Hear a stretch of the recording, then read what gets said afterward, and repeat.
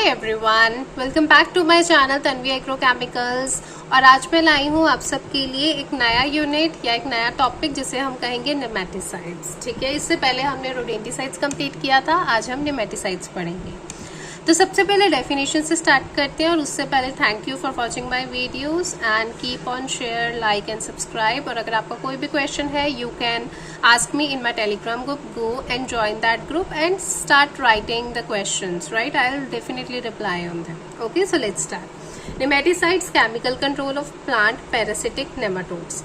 हम नेमाटोड्स को केमिकल से जब कंट्रोल करते हैं उन केमिकल्स को नेमेटिसाइड कहा जाता है। Chemical which prevent, repel, inhibit और डिस्ट्रॉय नेमाटोड्स, जैसे कि है eel worm, nemas, round worms, thread worms, toads और worms.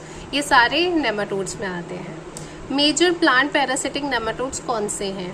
हेट्रोडेरा species, Meloidogyne species, Helicotylenchus species, Radopholus species, Pratylenchus species.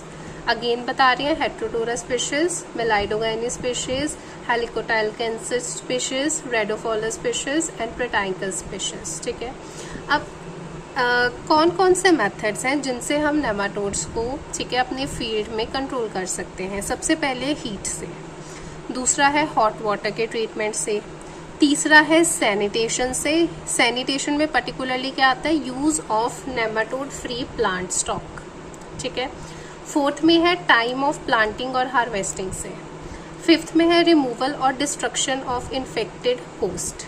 ठीक है, सिक्स्थ में है फैलोइंग से, सेवंथ में है एंटागोनिस्टिक क्रॉप। ठीक है, मतलब जो वो नेमाटोड जिस पे फीड करते हैं उसके अलावा बाकी क्रॉप को आप उगा दो। उसके अलावा है बायोलॉजिकल कंट्रोल और सबसे लास्ट में है यूज ऑफ केमिकल्स में। अब एग्रोकेमिकल में आपको पता ही है, आपको काम करना पड़ेगा यूज ऑफ केमिकल्स पे। तो चलिए स्टार्ट करते हैं।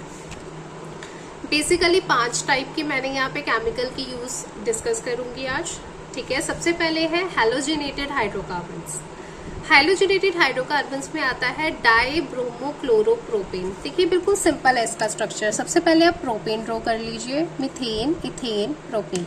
ठीक है, 2 ब्रोमीन है, 1 क्लोरो है। ये हो गया 2 ब्रोमीन और ये हो गया 1 क्लोरो। ठीक है, बाकी सारे आप हाइड्रोजन्स लगा दीजिए। सो दिस इज नेमागन या फिर डाइब्रोमोक्लोरोप्रोपेन, सिंपल है। Next is D nemafene. ठीक है, जिसमें क्या है 1 और 3 पे डाइक्लोरोप्रोपीन।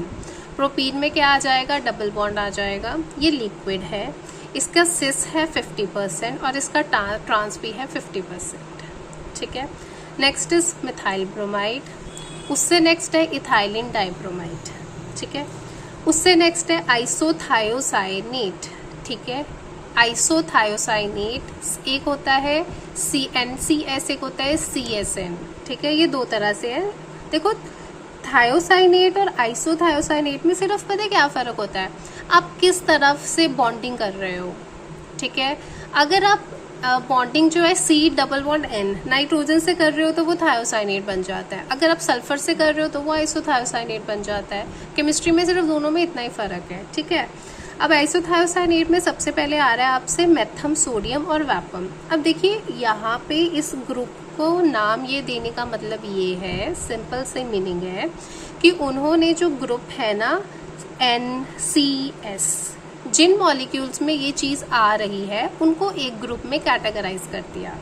ठीक है, तो इसमें ये कंफ्यूज मत होना कि इसमें तो थायो से बॉन्डिंग हो रही है या आइसो से हो रही है। उन्होंने सबको एक ही ग्रुप में रखा है। ठीक है, मेथम, सोडियम, वैपम। देखो मैथम, सोडियम, वैपम आपने पीछे भी पढ़ा था, किस में पढ़ा था? फंजीसाइड्स में। और ये एक नेमेटिसाइड भी है जिसमें आ रहा है CH3NH, C+S, SNA। ठीक है, देन अगेन कम डायजोमैट। ठीक है, डायजोमैट में क्या है? There is a cyclic ring, C+S, इधर सल्फर इधर नाइट्रोजन, नाइट्रोजन, CH3CH3। अब इसकी जो मेथम सोडियम है उसकी फॉर्मेशन क्या है? फॉर्मेशन में क्या है? मिथाइलमीन, CS2NaOH, तो बन जाता है मेथम सोडियम वैपम। अब देखिए इसका मोड ऑफ एक्शन क्या है। जब भी ये आप केमिकल को सॉइल में डालेंगे, देखो नेमाटोड सॉइल में मिलते हैं तो मोस्ट ऑफ टाइम ना इनको कंट्रोल करने के लिए आपको सॉइल की एप्लीकेशन करनी पड़ती है। तो सॉइल के एप्लीकेशन में एक सिंपल सी चीज़ होगी कि ये रिलीज करते हैं मिथाइल आइसोथायोसाइनेट, ठीक है, यानी कि ये वाला बॉन्ड। अब जैसे ये रिलीज हो जाएगा ना, ये टॉक्सिक गैस होती है जिसकी वजह से जो नेमाटोड्स हैं वो घुट के मर जाते हैं, ठीक है। तो ये इनका मोड ऑफ एक्शन है। Next is organophosphorus. अब देखिए ऑर्गेनोफॉस्फोरस का मोड ऑफ एक्शन मैंने क्या लिखा है, they inhibit nervous transmitter enzyme cholinesterase, जिसकी वजह से क्या है, नेमाटोड्स में पैरालिसिस और डेथ होता है, राइट। नेक्स्ट कम फोरेट, ठीक है। फोरेट में क्या है, अब स्ट्रक्चर देख लीजिए, this is ethoxy group, this is again ethoxy group, P double bond S CH2 S C2H5, this is phorate. Next is dichlofenthion, ठीक है, this is ethoxy group, this is ethoxy group P double bond S O, this is phenyl group with chlorine, this is dichloro, ठीक है, this is fenthion group, okay. अब ये first organophosphorus nematicide है, nematode लिखा है, nematicide है, okay.